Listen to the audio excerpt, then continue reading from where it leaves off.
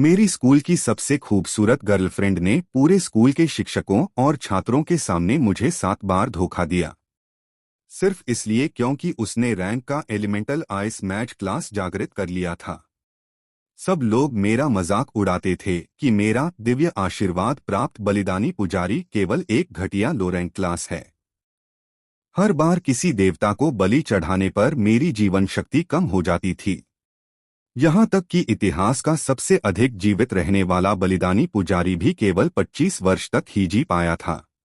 जो प्रिंसिपल पहले मुझसे बहुत उम्मीदें लगाए बैठे थे, उन्होंने भी मुझे स्कूल से निकाल देने का फैसला कर लिया। लेकिन उन्हें क्या पता था कि मुझे संयोग से एक दिव्य स्तर की प्रतिभा मिल चुकी थी, दृष्टि का दिव्य नेत्र। यह प्रतिभा मुझे देवताओं के मन की वे इच्छाएं दिखा सकती थी जिन्हें वे किसी से कह नहीं सकते थे। मैंने अचानक सिर उठाकर ऊपर देखा। आसमान में अब भी हल्का रक्तरंग छाया हुआ था। दूसरे लोगों की नजरों में वहां कुछ भी नहीं था, लेकिन मेरी आंखों के सामने एक एक करके नीले रंग के पारदर्शी संदेश बॉक्स दिखाई देने लगे।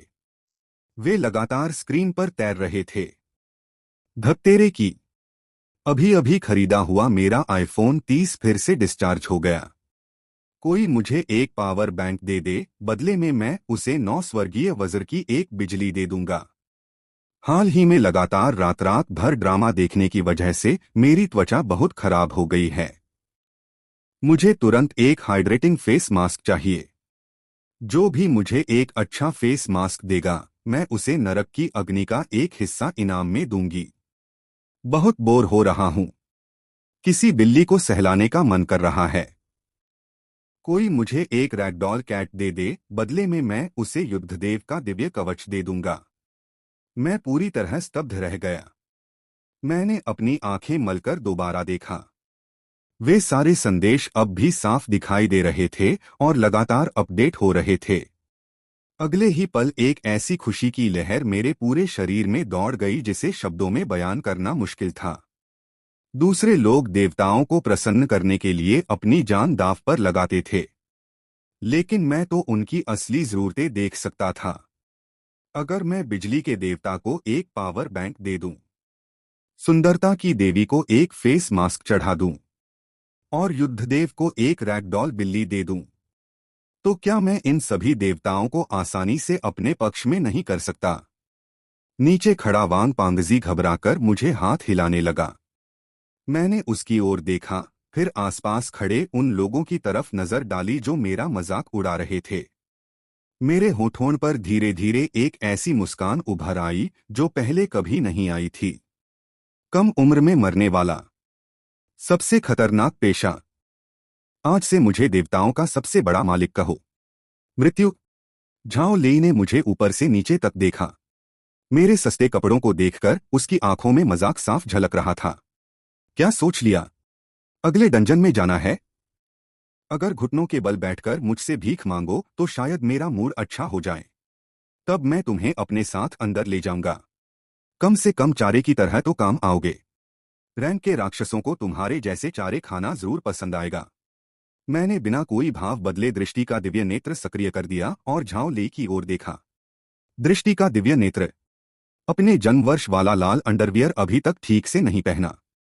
महंगे दाम देकर खरीदी गई वज्र कुल्हाड़ी असल में हुआ चांगबेई की घटिया मिश्रधातु से बनी नकली चीज है। जोर से टकराते ही टूट जाएगी। मेरे होंठ हल्के से फड़क उठे। मैंने हंसी रोक ली और उसकी उकसाने वाली बातों को पूरी तरह नजरअंदाज कर दिया। इसके बजाय मैं सीधे डंजन चयन स्क्रीन की ओर मुड़ा। मेरी नजर लो लेवल फॉरेस्ट नाम के शुरुआती डंजन पर जाकर टिक गई। डंजन का नाम लो लेवल फॉरेस्ट। कठिनाई लेवल 1 शुरुआती खिलाड़ियों के लिए। अनुशंसित स्तर शुरुआती। बॉस सड़ा हुआ वृक्ष राक्षस। ड्रॉप आइटम निम्नस्तरीय लकड़ी ट्री स्पिरिट कोर। आम लोगों की नजर में यह सिर्फ साधारण डाटा था, लेकिन मेरी नजरों में बॉस के आइकन के ऊपर एक बड़ा लाल विस्मयादिबोधक चिन्ह चमक रहा था। बॉस का वास्तविक स्वरूप वन देवता का अवतार। सालों से पूरी रात जागकर जंगल की देखभाल करने की वजह से हार्मोनल गड़बड़ी हो गई है। पहले उसके घने बाल थे, लेकिन अब पूरी तरह गंजा हो चुका है। उसे सबसे ज्यादा एक घने और सुंदर बालों वाला विग चाहिए। अनुशंसित बली काले लंबे बालों वाला विग। मेरी नजर अनायास अपने कैनवास बैग पर गई। उसके अंदर बिल्कुल वैसा ही एक काले लंबे बालों वाला विग रखा था। पिछली बार कॉस्प्ले क्लब की गतिविधि खत्म होने के बाद मैं उसे यूं ही अपने साथ ले आया था। मैं हल्के से मुस्कुराया। यही तो किस्मत है। मैंने तुरंत वांग पांगजी की बाह पकड़ ली और उत्साह से उसकी तरफ देखा। हिम्मत है? मेरे साथ एक बड़ा दाव खेलने चलेगा? वांग पांगजी मेरी आंखें देखकर घबरा गया। अरे भाई, वो 5 लोगों वाला डंजन है। तुम एक बलिदानी पुजारी हो और मैं सिर्फ रैंक का टैंक। हम दोनों अंदर गए तो राक्षसों के लिए सिर्फ खाद बनकर रह जाएंगे। मैंने उसकी आंखों में देखते हुए पूरे आत्मविश्वास से कहा, मुझ पर भरोसा करो।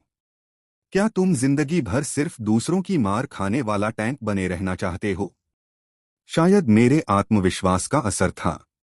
उसके पैर कांप रहे थे, लेकिन फिर भी उसने दांत भींचकर सिर हिला दिया। उसने मेरा साथ देने का फैसला कर लिया।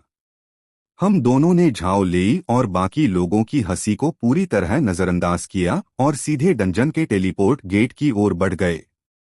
हमारी पीठ देखते हुए झाओ लेई ठंडी हंसी हंसा। मैं देखना चाहता हूं कि इन दोनों निकम्मों की लाशें भी उस बॉस का पेट भर पाएंगी या नहीं।